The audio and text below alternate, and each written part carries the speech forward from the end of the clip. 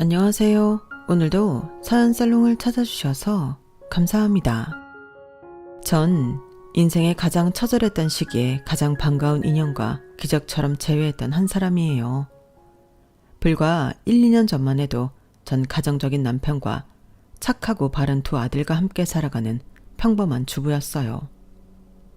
매일 아침 남편 도시락을 싸주고 두 아들의 교복을 다려주는 게 일상인 그런 평범한 삶을 사는 주부 말이에요. 하지만 운명의 장난이라는 게 뭔지 한순간에 제 인생은 송두리째 벼랑 끝으로 몰리게 되었죠. 당시엔 삶이 버거울 만큼 힘들었지만 지푸라기라도 어떻게든 잡고 버티니 말도 안 되는 기적 같은 일이 벌어지더군요. 평소 많은 위로를 받는 사연살롱에 그간 제 이야기를 들려드리고 싶어요. 저희 남편은 자신의 이름을 건 인테리어 회사를 운영하던 사람이었어요. 대외적으로도 유명세를 떨치는 회사까진 아니었어도 업계에선 알아주는 탄탄한 회사였답니다. 신혼 초에는 작은 작업실에서 친구와 함께 낮이며 밤이며 톱질을 하거나 인부들을 구하러 뛰어다녔었지만 세월이 지나면서 직원도 10명이 넘는 어엿한 회사가 되었죠. 건실하게 사업체를 운영하는 남편 덕에 저도 재벌집 만화님까진 아니었지만 그래도 사모님 소리를 들으며 살 수 있었어요. 아이들도 부족함 없이 키워낼 수가 있었고요. 마냥 평탄했던 제 삶을 누군가가 시기라도 한 것일까요? 어느 평범했던 오후, 저는 갑자기 청정병력과 같은 소식을 듣게 되었어요. 아직도 기억이 나는 것은 그날은 남편이 며칠 전 먹고 싶다고 했던 닭볶음탕을 만들기 위해 장을 보고 왔던 날이었는데요. 장바구니를 들고 집에 오자마자 전화가 오는 거였어요. 모르는 번호로요. 저는 스팸이면 바로 전화를 끌 생각으로 사실 별 생각 없이 전화를 받았죠. 그 전화 한 통으로 인생이 뒤집힐 줄도 모르고 말이에요. 여보세요? 여기 땡땡병원입니다. 박승현 씨 가족분 되십니까? 네? 네, 제가 와이프 되는 사람인데요. 무슨 일이시죠? 박승현 씨가 오늘 오후 1시경에 작업장에서 심장마비로 사망하셨습니다. 여기로 바로 와보셔야 할 것 같아요. 멀쩡하던 저희 남편이 쓰러졌다는 소식이었어요. 저는 머리가 순간 멍해지면서도 덜덜 떨리는 손으로 급하게 지갑 등 최소한의 짐만 챙겨 병원으로 향했습니다.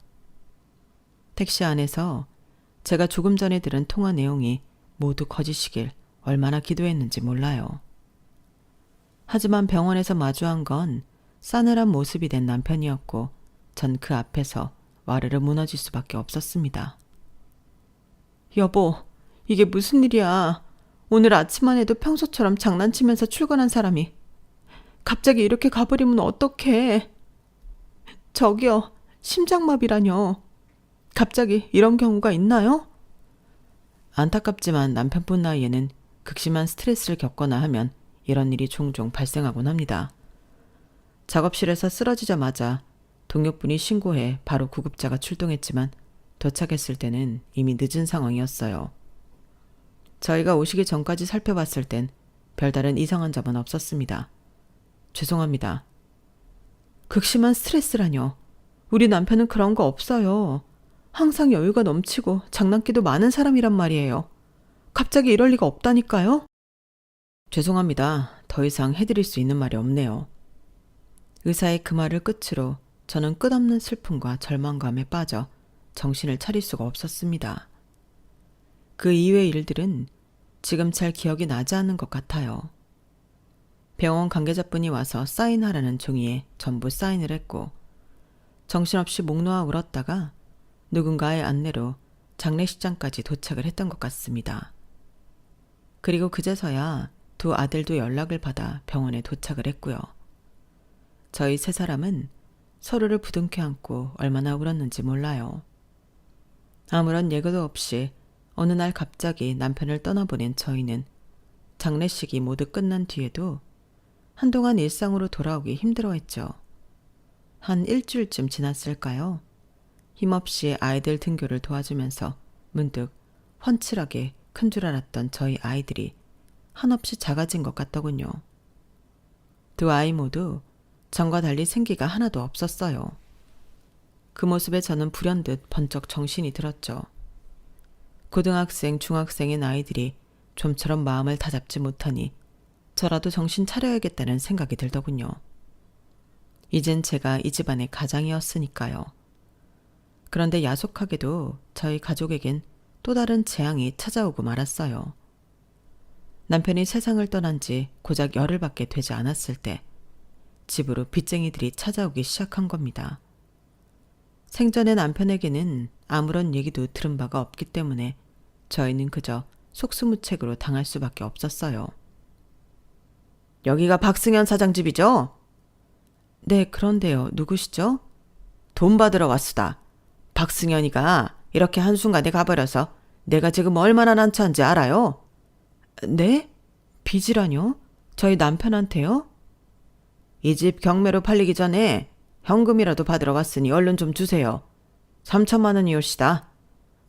네? 3천만 원이요? 그 큰돈이 제가 어딨어요? 왜 없어요? 보험금이라도 나왔을 것 아니에요. 다른 사람보다 내가 먼저 변제 받으러 왔으니 얼른 줘요. 3천만 원. 내가 그거 받기 전까진 여기서 한 발자국도 꼼짝 안 할라니까. 공증까지 받은 차용증을 들고 오니 저는 얼떨결에 그분에게 먼저 빚을 갚았어요. 하지만 그건 시작에 불과했죠. 그분이 왔다 간 후 불이 나게 남편의 서재며 가방, 사무실까지 전부 뒤져본 저는 아연실색하고 말았는데요. 남편은 생전에 저희 집과 사무실을 담보로 대출을 엄청나게 많이 받아놓았던 거였어요. 게다가 10명 가까이 되는 개인에게까지 돈을 빌렸고요. 당장은 유일하게 경제활동을 하던 남편이 사라졌으니 집까지 찾아왔던 빚쟁이의 말처럼 저희 집은 꼼짝없이 경매로 팔릴 위기였습니다. 상황 파악이 되자마자 저는 미친 사람처럼 슬리퍼 차림으로 남편의 회사를 찾아갔어요. 사업 초창기 때부터 남편과 함께 일을 해왔던 남편의 절친인 장원석 사장을 만나기 위해서였죠. 저녁 늦은 시간이었지만 여전히 남아서 일을 하고 있는 몇몇 직원들이 보였고 사장실엔 아니나 다를까 장 사장이 있더군요. 저는 직원들의 놀란 시선을 한몸에 받으며 곧장 사장실로 가 문을 벌컥 열었습니다. 통화 중이던 장 사장은 절 보더니 놀란 눈을 하고 급하게 전화를 끊었어요. 재수씨, 무슨 일이에요 이 시간에 갑자기. 아유, 일단 이리 좀 앉으세요. 이런 몰골로 어떻게 여기까지. 괜찮으세요? 장 사장님, 저희 남편이 사무실이랑 집을 담보로 대출을 여러 개 받아놓은 거 알고 있었어요? 최문식인가 하는 사람이 저희 남편한테 3천만 원을 빚졌다면서 차용증을 들고 찾아왔었어요. 나는 우리 남편한테 이런 얘기는 한 번도 들어본 적이 없는데. 장 사장님, 뭐 아는 거 없어요? 있죠? 빨리 무슨 일인지 좀 알려줘요. 승현이가요? 세상에, 나 모르는 일이에요. 승현이 혼자 여기저기 빚지고 다닌 걸 난들 어떻게 알았겠어요. 찾아왔던 사람이 최문식이라고요? 네, 저 이제 어떡해요. 저희가 가진 돈으로는 빚을 갚기가 턱없이 부족해요. 저희 집도 이 회사도 이제 큰일 나게 생겼다고요. 재수씨, 너무 걱정 말아요. 일단 제가 여기 사무실만이라도 잘 보존해 볼 테니까 재수씨는 일단 들어가서 변호사를 만나든가 해보세요. 제가 무슨 일 있으면 연락할게요. 네, 일단 알았어요. 고마워요. 장 사장은 놀란절 차분히 달래주었고 저는 일단 집으로 와서 정신을 차려보기로 했어요. 일단 제가 가지고 있던 모든 남편의 채무 서류를 들고 변호사 사무실부터 찾았죠. 도대체 무슨 연유로 남편이 그만큼의 빚을 지게 된 것인지는 몰랐지만 저와 제 아들들을 위해서라도 이 일을 어떻게든 해결해야만 했어요. 변호사는 제 서류들을 전부 훑어보곤 어두운 목소리로 저에게 상황을 설명해 주었습니다. 남편의 재산과 빚에 대해 상속을 포기하면 남편의 빚을 저희가 대신 갚지는 않아도 되지만 어찌되었든 집과 남편의 회사에 남아있던 지분은 포기해야 한다는 것이었죠. 남편 재산에는 저희 가족이 살고 있던 집과 남편 회사의 지분까지 포함이 되어 있는 것이었으니까요. 그럼 저희는 당장 어디에서 살라고요? 애들 학교도 있고 전 아직 일도 못 구했는데요. 그건 빨리 알아보셔야죠. 의뢰인분 개인 재산은 있으실 거 아닙니까? 그거라도 챙겨서 얼른 새 보금자리를 마련하세요. 개인 채권자 중에선 의뢰인이 상속을 포기하더라도 어떻게든 돈을 뜯어내려는 사람이 있을 거예요.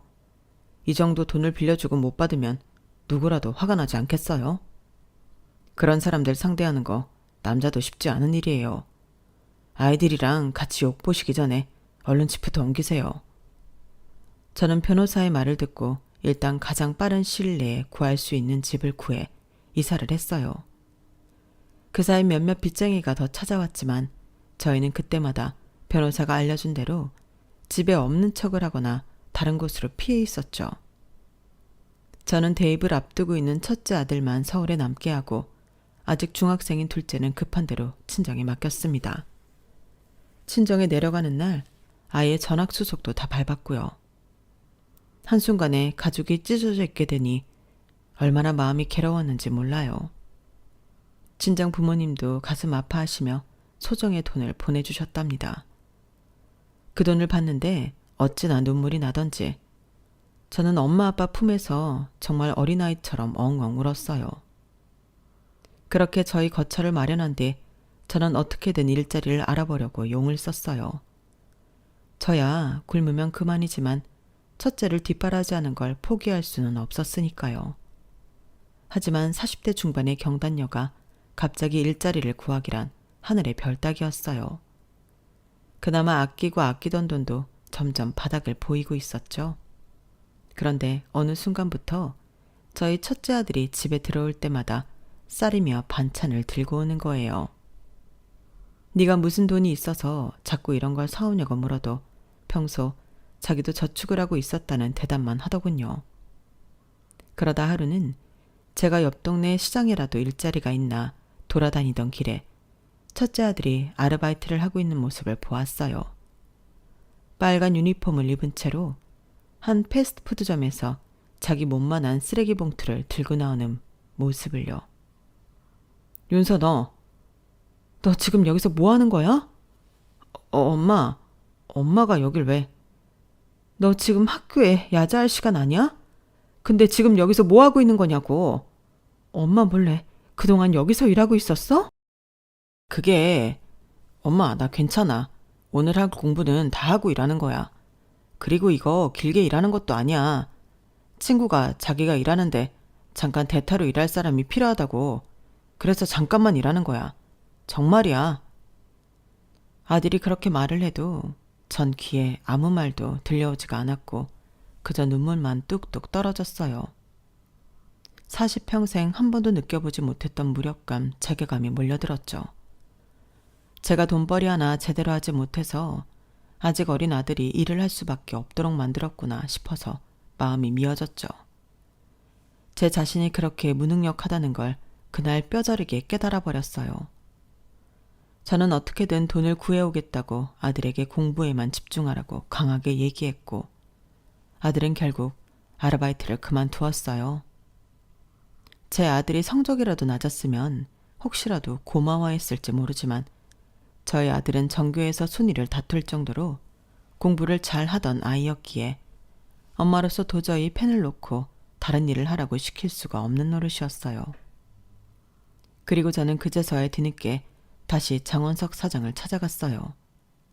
한동안 저희 집안의 일만 수습하느라 정신이 없어서 장 사장을 떠올릴 겨를이 없었는데 제가 아쉬운 입장이 되니 장 사장이 가장 먼저 떠오르더라고요. 당장 급한 돈만 빌린 뒤 이후엔 면접장에서 무릎을 꿇든 어떻게든 일자리를 구해야겠다는 생각을 하고 찾아갔는데요. 그런데 장 사장을 찾으러 간 저희 남편의 회사는 말 그대로 폐건물이 되어 있었습니다. 그 자리에 20년 동안 건실하던 인테리어 회사가 있었다는 게 믿어지지 않을 정도로 휑한 모습이었죠. 장 사장한테 아무리 연락을 해보아도 없는 번호라는 안내 음성만 나왔어요. 저는 어안이 벙벙해져 근처에 있는 아무 가게나 들어가 저희 남편 회사의 행방을 물었는데요. 한 부동산 사장님이 저한테 사정을 알겠다는 듯이 설명을 해주시더군요. 저기 젊은 사장들이 운영하던 그 인테리어인지 뭐식인지 하던 곳 아닌가? 딱 봐도 한 놈이 배신한 거지 뭐. 건물은 경매로 넘어가서 아마 다른 회사가 들어올 거예요. 근데 그 키가 좀 작고 살집이 있던 사장 말이야. 그 사장이 안 그래도 여기저기 돈을 엄청 빌렸다고 하더라고. 그것도 죽은 자기 동료 명의로 말이야. 그게 지난주에 이쪽 주변으로 소문이 쫙 돌았어요. 뭐라고요? 그걸 어떻게 아세요? 지금 그 말들이 다 사실이라고요? 그놈한테 빚진 사람들이 하는 얘기니 사실이라고 보는 거지 뭐. 빚쟁이들이 우르르 몰려와갖고는 자기네들끼리 그렇게 욕을 하더라고. 직원들도 하루아침에 직장을 잃었다고 말이야. 빚쟁이들이 박 사장인가 하는 사람 욕을 엄청 시리하고 떠나더니만 며칠 뒤에는 직원들이 또 우르르 몰려와서 장 사장인가 하는 사람 욕을 그렇게 하더라고.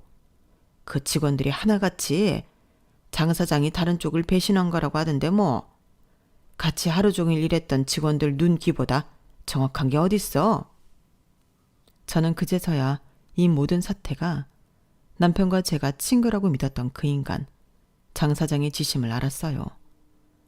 남편의 핸드폰에 저장되어 있던 다른 직원들한테 전화를 걸어보니 남편이 심장마비를 일으키기 전에 장 사장과 며칠 동안 크게 싸우더라는 말을 공통적으로 하더라고요. 평소 건강하던 저희 남편이 장 사장의 만행 때문에 갑자기 심장마비를 일으킬 정도로 극심한 스트레스를 받았던 것이죠. 저한테는 차마 말도 못하고 말이에요. 모든 진실을 알게 된 후 저는 집 근처 외진 골목에서 숨죽여 눈물을 뚝뚝 흘렸어요.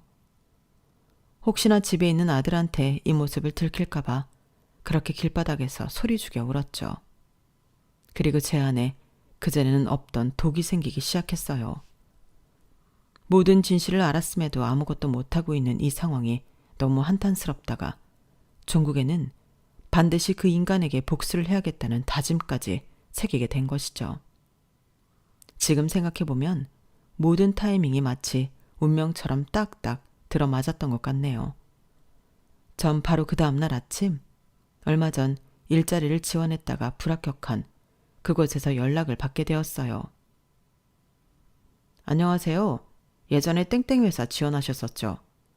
저희는 그때 면접 진행했던 곳인데요. 새로운 자리가 하나 들어와서요. 네? 땡땡 회사에 새로운 일자리가 나왔나요? 아니요. 거긴 저희가 계약한 업체 중 하나고 이번에 들어온 것은 또 다른 업체예요. 저희가 채용만 진행해주는 대행업체라서요. 아, 네. 어쨌든 새로운 일이 생겼다는 거죠. 저 정말 최선을 다할 수 있어요. 아니, 정말 일 잘할 수 있어요. 네네. 저번에 진달래님이 열정이 정말 대단하시다고 해서 이렇게 연락드린 거예요. 이번에 채용 공고 올라온 곳은 가구회사인데 여기서 사무보조로 일할 수 있으시죠? 나이 제한이 없네요. 네, 뭐든 할게요. 잘할게요. 면접이 언제죠? 저는 무조건 무슨 일이든 할 수 있다고 강력히 어필했고 그렇게 바로 이틀 뒤에 면접을 보러 가게 되었어요. 새로 면접을 보게 된 회사는 가구회사였는데 국내보다 해외에서 먼저 시작한 브랜드라 규모에 비해 한국에선 잘 알려지지 않은 곳이라고 했어요. 홈페이지 들어가 어떤 가구들을 파는지 살펴봤는데 딱 봐도 디자인이 굉장히 독특하면서도 우아하더라고요. 이런 회사에서 일하게 된다면 월급도 제때 나오고 우리 아들들한테 부끄럽지도 않겠구나 싶어 전 초조한 마음으로 이틀을 보냈답니다. 저는 결혼 전 잠깐 회사를 다녔을 때 입었던 오래된 정장을 꺼내 정성스럽게 다려입고 면접장으로 향했습니다. 옷은 비록 낡았지만 최대한 단정해 보이기 위해 노력했죠. 다행히 처녀적에 입었던 옷이 맞아 옷을 새로 살 필요가 없었어요. 연락이 왔던 곳에서 절 우선적으로 추천해 주었다고 하더니 면접은 저 혼자만 보는 것 같았죠. 젊은 직원의 안내를 받아 작은 회의실 같은 곳에 앉아 있었더니 과장급으로 보이는 직원과 신입사원처럼 보이는 젊은 직원 2명이 들어오더군요. 안녕하세요. 오늘 면접 보기로 하신 분 맞죠? 네, 안녕하세요. 진달래라고 합니다. 잘 부탁드립니다. 전 똑부러진 말투로 인사를 하곤 자리에 앉았어요. 아니, 앉으려고 했죠. 면접관 중 나이가 있어 보이는 직원이 제 이름을 듣자마자 눈을 동그랗게 뜨고 절 쳐다보며 뭐라고요? 하고 큰 소리로 놀라기 전까지는요. 성함이 진달래시라고요? 아, 네, 맞습니다. 이름이 좀 특이하죠? 혹시 고향이 어디세요? 제 고향이요? 충청도예요. 충남 보령 맞나요? 어떻게 아셨어요? 절 아세요? 면접관은 놀란 눈으로 절 쳐다보았고 아직 저희가 있던 회의실 문이 완전히 닫히지 않아서인지 밖에 있던 직원들도 파티션 너머로 고개를 빼꼼하고 이쪽으로 쳐다보았어요. 순식간에 사무실에서는 헐, 이름이 진달래래. 설마 그 진달래? 에이, 설마. 근데 고향도 같대잖아 지금. 하는 소리들이 들려오며 소란스러워졌죠. 저는 어안이 벙벙해졌답니다. 그 소란한 속에서 면접관은 같이 면접을 보러 온 젊은 직원에게 이런 일이 있었음 진작 나한테 얘기를 했었어야지 라고 작게 타박을 주며 어디론가 전화를 걸며 회의실을 나갔어요. 회장님, 지금 3층으로 잠깐 내려와 주셔야 할 것 같습니다. 그게 아니라 저는 회의실에 덩그러니 남겨진 채 도대체 이게 다 무슨 일인지 혼란스러워하고 있었죠. 약 10분쯤 시간이 흘렀을까요? 회의실 문이 열리고 갑자기 누군가 제 이름을 부르며 등장했어요. 달래야, 나야 도희. 뭐 도희? 설마 중학교 때 그 김도희? 그래, 내가 너 이름 듣고 설마 했는데 이력서에 적힌 생년월일이랑 중학교 이름 보고 얼마나 놀랐는 줄 알아? 제가 마주한 건 제 옛날 중학교 동창이었던 도희였어요. 도희와 저는 약 1년 남짓하게 친하게 지내다가 도희의 가정사로 인해 멀어졌던 사이였죠. 제가 막 국민학교를 졸업했을 때 도희네 가족이 저희 마을로 이사 왔었거든요. 도희와 저는 집이 가깝진 않았지만 그의 중학교 1학년 때 같은 반이 되면서 친해지게 되었어요. 이게 뭐야? 너 그림 되게 잘 그린다. 별거 아니야. 그냥 수업 시간에 지루해서. 야, 선아야, 이것 봐. 도희 그림 엄청 잘 그려. 어머, 그러네. 도희 너 나중에 화가해도 되겠다. 도희는 저희 반 안에서 유명한 그림쟁이였죠. 제 짝꿍이었기 때문에 사실 전 도희가 그림 그리는 걸 좋아한다는 것을 누구보다 더 잘 알았어요. 그렇기 때문에 선생님이 반에서 그림을 잘 그리는 사람이 누구인지 묻거나 도희가 그림 실력을 뽐낼 일이 있으면 제일 먼저 나서서 도와주었죠. 저의 이런 노력 덕분인지 항상 어둡고 소심하기만 하던 도희는 점점 표정도 밝아지고 웃음도 많은 친구가 되어갔어요. 저희 집에도 여러 번 놀러올 만큼 저랑도 친해졌고요.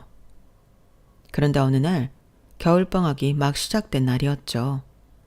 도희가 양말도 안 신고 슬리퍼만 신은 채로 저희 집에 갑자기 찾아온 거예요. 연락도 없이 말이에요. 집에 있던 전 깜짝 놀랐지만 일단 날이 추우니 도희를 안에 들였습니다. 며칠 밤만 묵고 가도 되냐는 도희의 말에 저와 부모님은 아무 말 없이 도희를 받아주었어요. 도희가 따뜻한 물로 샤워를 하고 밥도 배불리 먹을 수 있게끔 도와주면서 왜 이런 몰골로 찾아왔는지는 전혀 물어보지 않았답니다. 서로 말하지 않아도 쉽게 물어볼 만한 일이 아니라는 것쯤은 눈치채고 있었거든요. 하루 이틀 밤 그리고 열흘이 지난 어느 날 한창 저녁 식사를 차리는 중에 도희 어머님이 저희 집 문을 두드렸어요. 저희 엄마랑 제가 문을 열었다가 도희 어머님의 처참한 모습에 깜짝 놀랐던 기억이 있네요. 저희는 도희 어머님께도 똑같이 따뜻한 물로 샤워를 하시게끔 도와드렸고 저녁 식사도 함께 했습니다. 도희 어머니는 눈물을 뚝뚝 흘리면서 저희 가족한테 연신 고맙다고 허리를 숙이셨어요. 정말 고맙습니다. 저희가 갚지 못할 신세를 졌네요. 달래 어머님 아버님은 제 딸과 저의 생명의 은인이세요. 정말 감사합니다. 아니에요. 이 동네야 아무 집에나 들어가서 생수 한 잔 마시고 나와도 별 문제 안 되는 곳인걸요. 저 밑에 집 선아랑 경희도 몇 번이나 놀러 왔었어요. 너무 신경 쓰지 마세요, 도희 엄마. 이게 변변찮긴 하지만 그래도 이거라도. 도희 어머님이 앙상한 손으로 작은 돼지 저금통을 꺼내자 저희 엄마는 크게 손사리를 치며 말했어요. 아우 됐어요. 얼른 도로 넣어요, 도희 엄마. 저희한테 고마우면 그만큼 도희라도 잘 챙겨줘요. 내 말이 무슨 말인지 알았죠?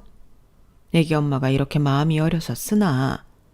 앞으로는 도움 받는 거 일일이 다 무리해서 갚지 말고 무조건 도희 챙기고 본인 몸 챙기는 데 쓰셔야 해요.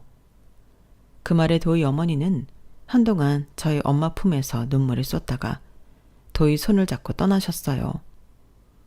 도희랑 저도 본능적으로 그 순간이 서로의 마지막이라는 것을 알았기에 서로 부둥켜 안고 한동안 눈물을 흘렸죠.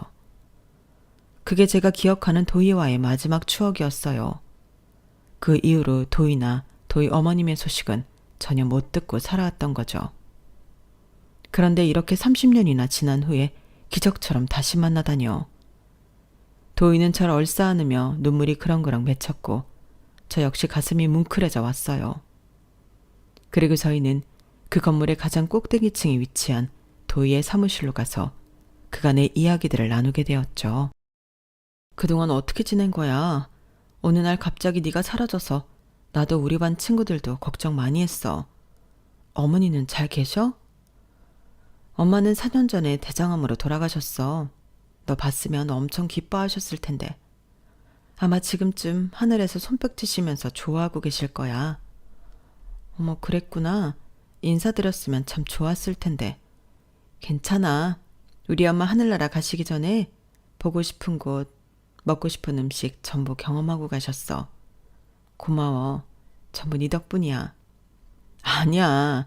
네가 지금까지 읽어온 것들 덕분이지. 세상에, 네가 그림도 잘 그리고 성실한 친구라서 잘 살 줄은 알았지만 이렇게 멋진 회사를 가지게 될 줄 상상도 못했어. 그동안 얼마나 고생하고 노력했겠니? 그때 네가 내 주머니에 몰래 용돈 넣어줬잖아. 무려 5만 원이나. 그게 그 당시 엄마랑 나한테 어떤 의미였는지 넌 모르겠지만 우린 네 덕분에 그 추운 겨울에도 살아남을 수 있었어. 고마워. 도희는 또다시 눈시울이 붉어졌죠. 그리고 그간 살아온 과정을 간략하게 설명해 줬는데 얼마나 고생을 했을지 눈에 훤하더군요. 그림 그리는 재능 하나로 어떻게든 먹고 살려고 했던 도희는 우연히 전국 학생들을 상대로 하는 미술대회에 나갔다가 대상을 받았다고 해요. 그리고 그 이후로 모든 미술대회에 닥치는 대로 다 나갔고 결국 장학금을 받으며 공부를 할 수 있었다고 하더군요. 어려서부터 어머니랑 둘이 지낼 집이 너무 간절해서 그런지 가구 디자인이라는 걸 접하자마자 속절없이 빠져들었다고요. 디자이너로 일하던 중 해외에 있는 회사에 스카웃되어 잠시 유럽에 살다가 이후 자기 회사를 차려서 다시 한국에 돌아온 거였다고 합니다. 자기 얘기를 다 끝낸 도희는 제 이야기도 물어보았어요. 전 자신만의 길을 탄탄히 다지며 살아왔던 도희랑은 다르게 그저 평범한 전업주부로만 살아왔던 제 과거와 현재의 상황이 조금 부끄러웠어요. 하지만 모든 이야기를 숨김없이 털어놓았고 도희는 그런 제 손을 잡고 제 얘기 끝까지 들어주었답니다. 얘기를 다 들은 후엔 진심으로 절 위로해 주었고요. 달래야, 그렇게 생각하지 마. 아기를 품고 남을 헤아려고 한 사람이 잘못된 거지. 그저 주어진 삶에 충실하게 살아온 네가 잘못한 게 아니야. 나는 성공해야만 하는 환경이었기에 그렇게 살아왔던 거고 넌 너희 남편과 아이들에게 최고의 아내이자 엄마가 돼줬잖아. 이제 앞으로 우리 회사에서 일하면서 아들 뒷바라지도 해주고 공부도 원 없이 시켜. 알았지? 알았어. 고마워 도희야. 뭘 이 정도 가지고. 넌 내 생명의 은인인걸. 게다가 난 네가 아니었다면 그림에 재능이 있다는 사실을 평생 몰랐을 거야. 오히려 내가 너한테 고마운 거 투성이야. 도희는 절 따뜻하게 위로해준 뒤 바로 그 다음 주부터 사무실로 출근해 일하게끔 해주었어요. 전 도희가 마련해준 자리에서 누구보다 열심히 일했죠. 비록 머리가 굳어 젊은 사람보다 일을 빨리 배우지는 못할지언정 한번 배운 건 절대 까먹지 말아야겠다는 생각으로요. 근무 시간을 초과해서라도 그날 처리할 일은 전부 2번, 3번 확인하며 처리하고 갔고 저의 이러한 노력에 다른 직원들도 다행히 절 좋게 봐주었어요. 약 한 달쯤 지났을 무렵 도희가 퇴근하는 저에게 연락을 해왔어요. 달래야, 내일 너희 아들 성적표 좀 다 들고 올래? 회사에? 토요일에. 회사로 불러내서 미안한데 여기서 처리해야 하는 일이라서 너희 아들도 같이 와. 갑자기 도희가 저희 아들을 부르다니 무슨 일인지 궁금했지만 도희는 그렇게만 얘기하고 내일 보자며 전화를 끊었어요. 다음 날 전 아들과 같이 그동안 받았던 성적표를 모두 들고 회사로 향했습니다. 화장실로 올라가니 도희는 나이가 지긋하신 어떤 신사분이랑 함께 저희 2사람을 맞이해 주었어요. 어서 와. 안녕. 네가 윤서구나. 인사해. 여긴 내 옛날 후원자셨던 신 교수님이셔. 안녕하세요, 교수님. 김 회장한테 얘기 들었어요. 여기 이 친구가 재능이 넘치는데 그걸 펼칠 환경이 못 된다고요. 그 옛날 내가 김 회장을 후원했던 것처럼 이 아이를 후원할까 해서 보자고 했습니다.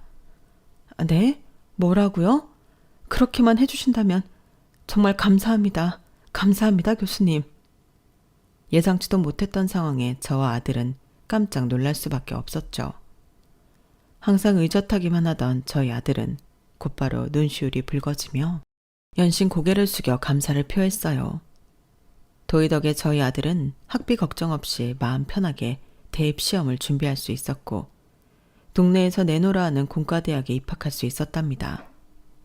입학 후엔 해외로 어학연수까지 그분의 도움으로 갈 수 있었고요. 도희의 깜짝 선물은 거기서 끝이 아니었어요. 그날 아들의 후원자분들과 만나고 난 뒤 도희는 잠시 저만 따로 불러서 한 사진을 보여주었는데요. 이 사람이 네 남편 뒤통수 친 그 장원석이라는 사장 맞니? 그 사진은 몰라볼 만큼 달라진 모습의 장 사장이었어요. 수더분하고 푸근했던 장 사장은 어디로 가고 살은 쪽 빠진 채 기름기 잘잘 흐르는 모습의 장 사장이었죠. 도희는 장 사장이 바뀐 이름과 현재 주소, 핸드폰 번호가 적힌 서류 뭉치를 저에게 건네주며 어떻게 할 건지 물어봤어요. 나야, 너라는 귀인을 만나서 광명을 찾았지만 그렇지 못한 사람들이 많아. 그 사람들한테 전부 알려줘야겠어. 정말 그걸로 충분하겠어? 충분해. 그 인간이 자기가 피해를 입혔던 사람들에게 혼쭐이 나서 벌벌 기는 꼴만 봐도 속이 후련할 것 같아.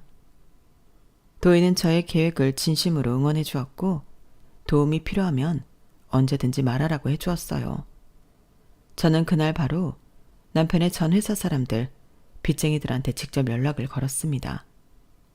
당신들을 하루아침에 길거리에 나앉게 한 그 장본인. 사기를 치고 거액의 돈을 뜯어간 사람을 찾았다고요. 그동안은 저도 빚쟁이들한테 들킬까 숨어 있었지만 제가 직접 먼저 연락을 하니 다들 제 계획에 동조해 주었어요. 어쩐지 그러면 이제 납득이 가네요. 박 사장이 전혀 그럴 사람이 아닌데 말이야. 이런 얘기를 진작에 좀 말해주지 그랬어요. 장 사장 그 땅딸막이 하나 손해보는 건 아무 일도 아닌데. 죄송해요. 저도 하루아침에 형편이 달라지고 적응하느라 그동안 정신이 없었어요. 내일 당장 그 사기꾼 새끼 손보러 갑시다. 차 없으면 태워줄 테니 사모님도 같이 와요. 한순간에 장 사장에게 원한을 산 사람들이 모여들었고 그 수가 자그마치 23명이나 되었어요.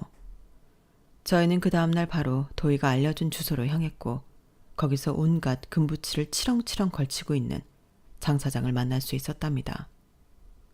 장 사장은 저희를 보고 저승사자라도 본 듯이 얼굴이 새파랗게 질려서는 바들바들 떨기 시작했어요.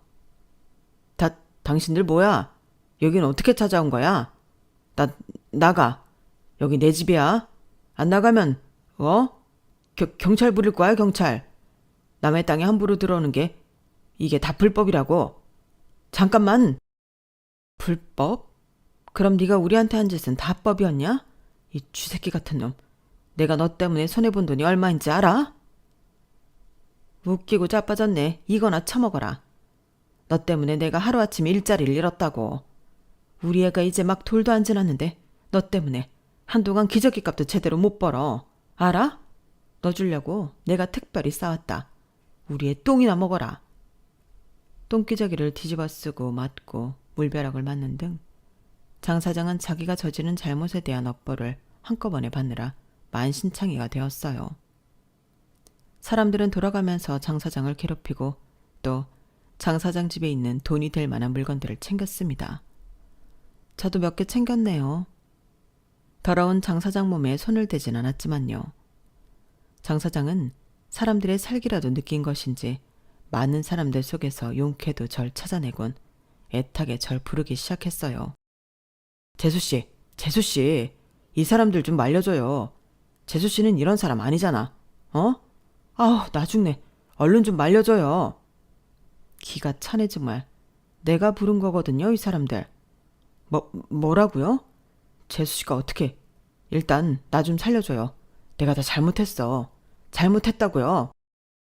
그렇게 치밀하게 사기를 쳐서 여기 있는 이 많은 사람들 인생을 힘들게 해놓고 뭐가 어쩌고 어째?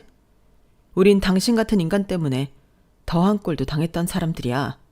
게다가 내 남편, 당신이 죽인 거나 다름이 없다고. 너 같은 사기꾼 새끼 때문에. 말하다가 갑자기 감정이 북받쳐오른 저도 모르게 근처에서 아무거나 잡히는 물건으로 그 인간을 분이 풀리도록 때렸어요. 정신 차리고 보니 제 손에 들려있던 건 신문지 뭉치였더라고요. 제가 매질을 멈추자 제 사정을 모두 알고 있던 직원들은 절 걱정해서 의자를 가져와 절 쉬게 해주었어요. 그리고 잠시 뒤 저희는 각자 알아서 그 인간의 물건들을 챙긴 뒤 그곳을 떠났답니다. 챙긴 것들이 그 인간 때문에 피해 입었던 걸 메꾸기엔 말도 안 되게 모자랐지만 그래도 각자 분을 풀 수 있었으니 그걸로 만족했어요. 그리고 사람들은 그 사기꾼의 위치를 알아낸 저에게 저마다 감사 표시를 해주기도 했죠. 저도 그 덕에 조금 더 마음의 위안을 얻을 수 있었던 것 같네요. 모든 일들이 마무리되고 전 아무 일 없었다는 듯이 다시 출근을 해 전처럼 열심히 일을 하며 하루하루를 보냈답니다. 이젠 다달이 직장인 월급을 받으며 서울 살림도 열심히 꾸리고 친정에 있는 가족들에게도 돈을 붙일 수 있게 되었어요. 그리고 회장과 직원 사이가 되었어도 도희는 어쩌다 한 번씩 시간을 내 저와 식사도 하고 커피도 마시는 등 즐거운 시간을 보냈어요. 30년이라는 세월을 떨어져 있다가 만났는데도 도희와 전 엊그제까지 같은 반에서 놀던 것처럼 얘기가 잘 맞았죠. 아마 제가 느끼지 못하는 부분까지 도희가 배려해주기 때문이 아닐까 싶어요. 아니 근데 나 전부터 궁금한 거 있었잖아. 왜? 뭔데? 내가 내 숨겨진 이복동생도 아니고 사생아도 아닌데 어떻게 직원들이 나를 다 알고 있었던 거야? 이걸 내 입으로 어린 직원들한테 물어보기도 어렵고 문득 한 번씩 생각나더라고. 왜 다들 내 이름만 보고 알아봤지? 하고. 아, 내가 회식 자리에서 술 먹고 자주 얘기를 했대. 내가 옛날에 고생했던 거, 그때 누구한테 도움을 받았는지, 누구한테 빚을 졌는지 뭐 그런 거? 근데 네 이름이 너무 특이해서 직원들이 다 외우고 있었던 거지. 술 먹고 취해서 자기 고생한 얘기를 직원들 앞에서. 너 정말 회장님 같다. 그래, 나 꼰대다. 됐냐? 도희와 저는 그간 오래 못 보았던 중학교 동창들도 다시 만나면서 즐거운 시간을 보냈어요. 그리고 도희 덕분에 저희 아들들은 이제 어려움 없이 학업에 매진할 수도 있게 되었죠. 그리고 저도 예전처럼 사모님 소리를 듣진 않아도 제 힘으로 두 아이들을 책임지고 있다는 사실이 너무나 감사하고 보람찹니다. 하늘에서 저희 남편 역시 제가 이렇게 씩씩하게 아이들을 키우는 모습을 흐뭇해하며 지켜보고 있을 거라고 생각해요. 남편의 억울함을 전부 풀어준 것도 고마워할 거고요. 그간의 일들을 열심히 적어내면서 저는 이 세상은 결국 선한 사람들이 이긴다는 걸 다시 한번 깨달은 것 같아요. 도이드 저도 인생에 닥쳐온 커다란 시련과 고통을 그저 악한 사람들처럼 장꾀를 부리거나 남에게 피해를 주면서 벗어나려고 했다면 나중에 더 큰 벌을 받았을지도 몰라요. 사기꾼 장원석 사장처럼요. 하지만 저희는 그러지 않았고 선한 사람들끼리 서로 도우며 다시 일어설 수 있었어요. 저는 앞으로도 계속 이 사실을 잊지 않고 지금 현재에 감사하면서 최선을 다해 살아가려고 합니다. 혹여라도 나중에 또다시 삶에 고난이 찾아와도 저의 선한 마음이 흔들리지 않도록 할 거예요. 지금까지 저의 긴 이야기를 들어주신 분들 모두 감사드려요. 여러분들의 하루도 보람차고 즐거운 하루가 되시길 바랍니다. 여러분, 사연 댓글에 응원과 현명한 조언 부탁드려요. 좋아요와 구독은 저에게 큰 힘이 됩니다. 오늘도 좋은 일 가득하세요.